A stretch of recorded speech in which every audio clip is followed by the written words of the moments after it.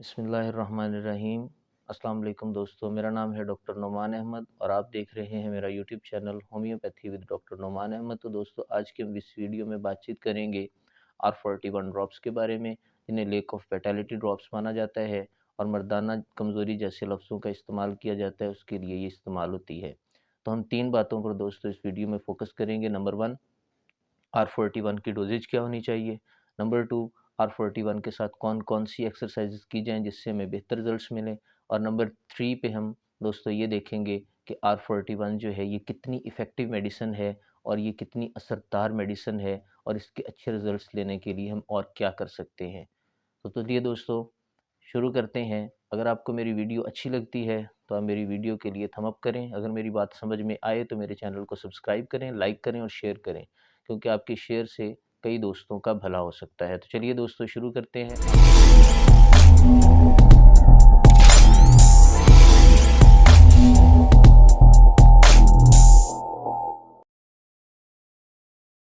R41 है क्या?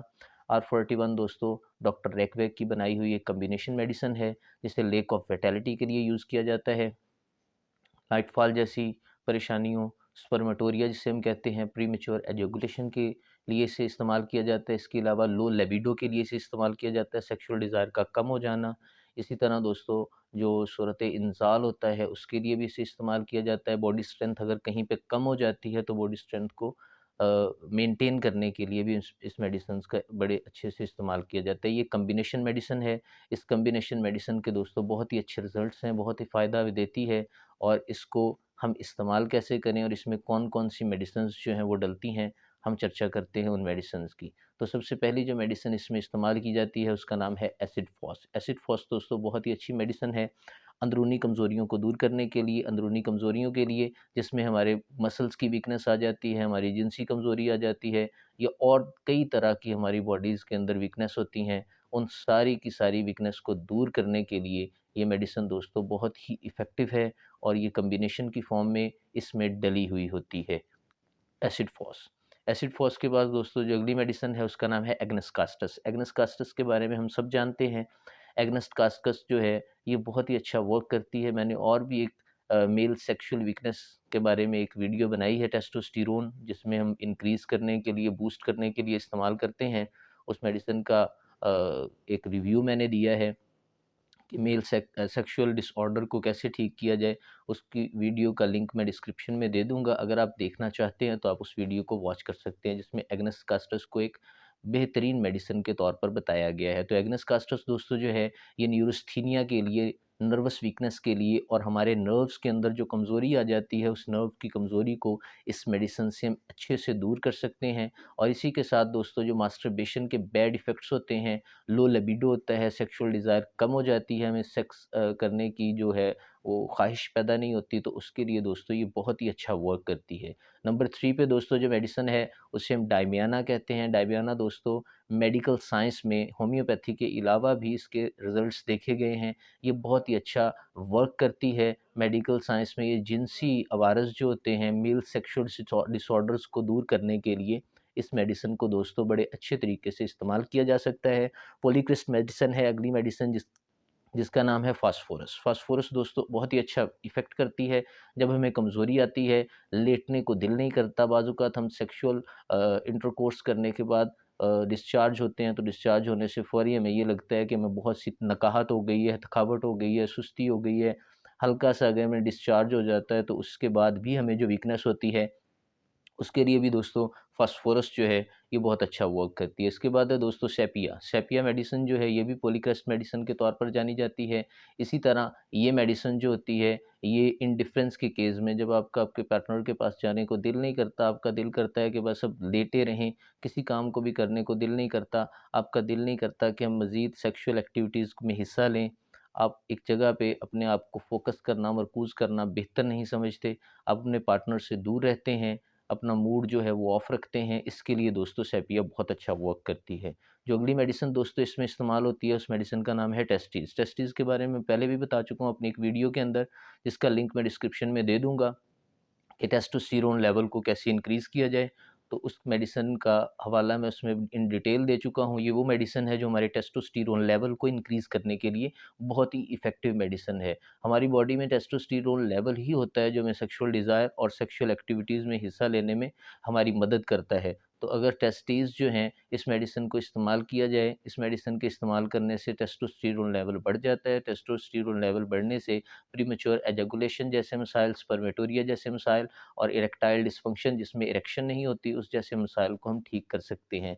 आपने देखा ये बहुत ही अच्छा इफ़ेक्ट करती है क्योंकि इसके अंदर इतनी मेडिसिन है। इसके अलावा अभी और ख़त्म नहीं मेडिसिन हुई, इसके अंदर 2 मेडिसिन और हैं जिसमें एक मेडिसिन है चाइना। चाइना दोस्तों बहुत ही अच्छा इफ़ेक्ट करती है हमारे मसल्स को बिल्ड करने में, हमारे जो असल कमज़ोरी अंदर होती है उस कमज़ोरी को रूट आउट करने में, क्योंकि किसी भी बीमारी के सबब जो हमें कमज़ोरी होती है, उस कमज़ोरी के सबब जो चाइना है, वो उस मेडिसिन के तौर पर जानी जाती है जो उन बीमारियों को, उन कमज़ोरियों को जो हमें किसी बीमारी के सबब हुई हैं, उनको दूर कर पाए। और लास्ट पे दोस्तों मेडिसिन जो इसके अंदर इस्तेमाल होती है, उस मेडिसिन का नाम है कोनियम। कोनियम दोस्तों नसों की कमज़ोरी जो हमें न्यूरोस्थेनिया हो जाता है, इसके अलावा नर्व वीकनेस, हाथों के अंदर कपकपाहट होती है, हाथ जो हैं वो काँपने शुरू हो जाते हैं, हमारी बॉडी जब हम सेक्सुअल एक्टिविटी के लिए खुद को तैयार करते हैं तो थोड़ी-सी इरेक्शन होती है, इरेक्शन के बाद फिर दोस्तों जो है वो बॉडी के अंदर वीकनेस सी फ़ील होना शुरू हो जाती है और फिर इरेक्शन नहीं होती, उसके लिए दोस्तों बहुत ही अच्छी इफ़ेक्ट करती है कोनियम मैक। कोनियम मैक दोस्तों नर्व की कमज़ोरी बॉडी में कहीं पर भी हो जाए, पेनाइल एरिया के अंदर, पीनस के एरिया के अंदर या वैसे हमारी बॉडी के अंदर जो नसें जो होती हैं वो खिंच जाएँ, तन जाएँ, उनके लिए भी दोस्तों ये बहुत ही इफ़ेक्टिव मेडिसिन जानी जाती है। इसी तरह दोस्तों आपने देखा कि ये मल्टी एक्शन और मल्टी मोड जो है वो मेडिसिन है। इस मेडिसिन के कई हमारी बॉडी के ऊपर असरात होते हैं।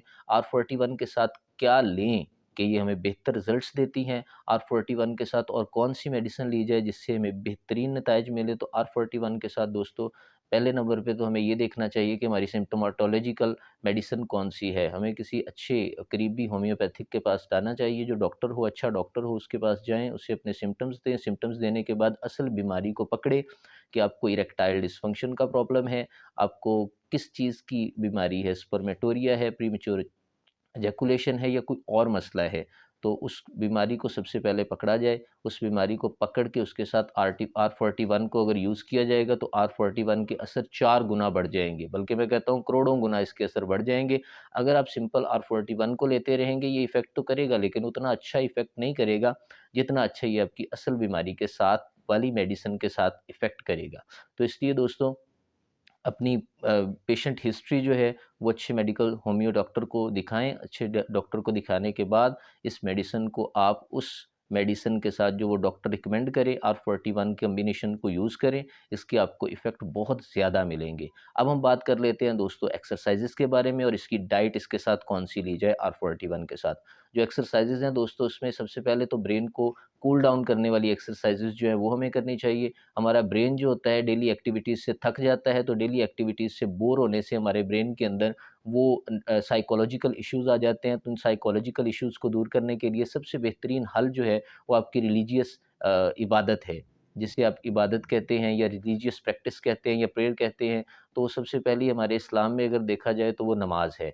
नमाज़ से आपको बहुत ज़्यादा फ़ायदा मिलता है, आपका ब्रेन रिलैक्स हो जाता है। इसी के साथ दोस्तों अगर आप कुरान मजीद की तिलावत करेंगे, कुरान मजीद की तिलावत करने से आपका ब्रेन जो है वो रिलैक्स हो जाता है। हमारे ब्रेन के अंदर कई ऐसे सेल्स होते हैं जो एक्टिवेट हो जाते हैं और हमारी बॉडी जो है उसके अंदर एक हमें स्ट्रेंथ फ़ील होती है। और इसी तरह दोस्तों अगर हम बात करें कि एक्सरसाइज़ के हवाले से तो हमें रोज़ाना 3000 कदम जो है वो चलना चाहिए। तेज़-तेज़ चलें, हल्का चलें, आहिस्ता-आहिस्ता चलें लेकिन 3000 कदम जो है वो एक्सरसाइज़ के हवाले से हमें चलना चाहिए। तो हम दोस्तों बात करते हैं कि इसके साथ डाइट कौन-सी ली जाए, तो डाइट में प्रोटीन ही सबसे बेहतरीन डाइट नहीं होती सेक्सुअल एक्टिविटीज़ को बेहतर करने में। प्रोटीन के साथ दोस्तों और भी परफेक्ट डाइट होती है। तो प्रोटीन जो है याद रखना है आपने बॉइल्ड प्रोटीन या रोस्टेड प्रोटीन इस्तेमाल करनी है। वो एनिमल भी हो सकती है, नॉन वेज जो है वो वेजिटेबल से भी हासिल कर सकते हैं। और जो वेजिटेरियन हैं वो मतलब आप वेजिटेबल्स यूज़ करें, वेजिटेरियन और नॉन वेज जो है वो एनिमल प्रोटीन यूज़ कर सकते हैं। वो एनिमल प्रोटीन जो है वो रोस्टेड होनी चाहिए या बॉइल्ड होनी चाहिए। इसी तरह दोस्तों लिपिड्स की एक ख़ासी मिकदार में हमें ज़रूरत होती है, और इसी तरह दोस्तों विटामिन्स की हमें ज़रूरत होती है। जो विटामिन सी होता है, विटामिन सी जो है ये हमें एस्कॉर्बिक एसिड या कह लें कि इस तरह के जो तुर्श फल होते हैं उनसे उनसे हासिल होता है।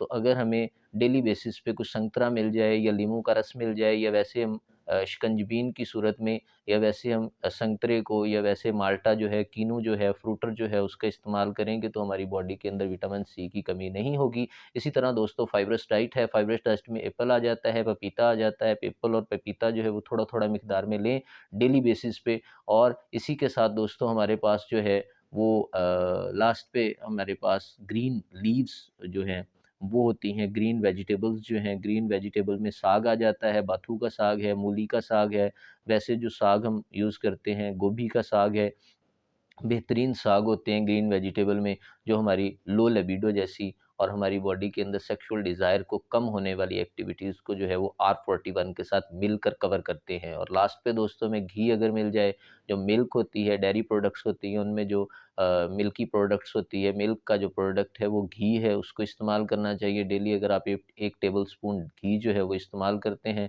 तो लो लिबिडो जैसे प्रॉब्लम्स और बाकी मसाइल जो हैं उन्हें कम देखने में आया है, वो हम बहुत ज़्यादा आहिस्ता-आहिस्ता कम होना शुरू हो जाते हैं, और हमारी सेक्सुअल एक्टिविटीज़ जो हैं वो बढ़ जाती हैं। अब बात करते हैं इसकी डोज़ेज की। डोज़ेज ऐज के हिसाब से होती हैं। अगर आप राउंड अबाउट 20 और 8 30 के राउंड अबाउट हैं, तो आप इसके 10 ड्रॉप्स जो हैं वो दिन में 3 दफ़ा इस्तेमाल करें। 10 ड्रॉप्स दिन में 3 दफ़ा R41 की, और साथ में जो आपके डॉक्टर ने आपको मेडिसिन रिकमेंड की है उसे इस्तेमाल करें। और अगर आपकी एज 30 से अबव है, यानी 40 के राउंड अबाउट है, 30 से लेकर 40-50 तक, तो आप इसके 10 ड्रॉप्स जो है वो दिन में 2 दफ़ा इस्तेमाल करें। और अगर आपकी एज जो है वो अबव हो चुकी है, 50 प्लस है, तो इसके मेडिसिन को आप रेगुलरली इस्तेमाल करें, और इस मेडिसिन के साथ एक विटामिन जो है वो भी आप लेना शुरू कर दें, बीटा सी 4। बीटा सी 4, और ये आप दिन में 3 दफ़ा 15-15 ड्रॉप्स इस्तेमाल करें। इससे आपको बहुत अच्छा इफ़ेक्ट मिलेगा, और आहिस्ता-आहिस्ता आपकी premature ejaculation, erectile dysfunction, spermatorrhoea और नाइट फॉल जैसे जितने भी मसाइल हैं वो हल हो जाएँगे। ये कॉम्बिनेशन बहुत अच्छा वर्क करता है। इसी के साथ दोस्तों हमें इजाज़त दीजिए। हम मिलते हैं नेक्स्ट वीडियो में। अल्लाह हाफ़िज़।